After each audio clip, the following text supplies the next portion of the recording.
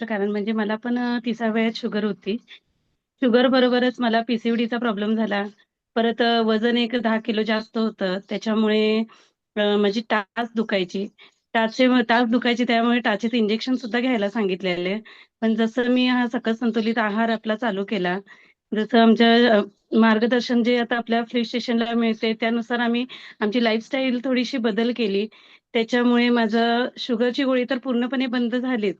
परत मला ऑपरेशन सांगितलेलं लाख, दीड लाख रुपये खर्च सुद्धा सांगितलेला त्या ऑपरेशनसाठी. ते सुद्धा माझं कॅन्सल झालं. परत वजन कमी झाल्यामुळे टाचदुखी आपोआपच कमी झाली. त्यामुळे त्यात पण इंजेक्शन वगैरे घ्यायचं ते सुद्धा कमी झालं. आमच्या पूर्ण फॅमिलीचा रिझल्ट आहे. माझ्या मिस्टरांची सुद्धा 12 किलोचा वेट लॉस होऊन त्यांची सुद्धा शुगरची गोळी बंद आहे. माझ्या 3 मुली आहेत. तिन्ही मुली सुद्धा माझे हे फ्युअल इंटेक करतात.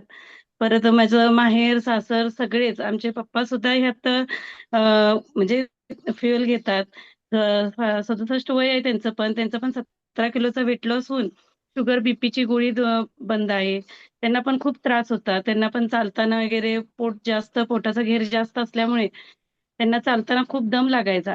म्हणजे आता अटॅक येतोय का काय असं त्यांना जाणीव व्हायची. पण ते सगळं त्यांना ते पूर्णपणे कमी झालेलं आहे. मॅडम. शतायशी फॅमिली. चलो, जोरदार क्लॅपिंग करणार आहोत आपण माहेश्वरी मॅडम साठी. आणि आता आपण जाणार आहोत अनुराधा पाटील ताई. जोरदार क्लॅपिंग.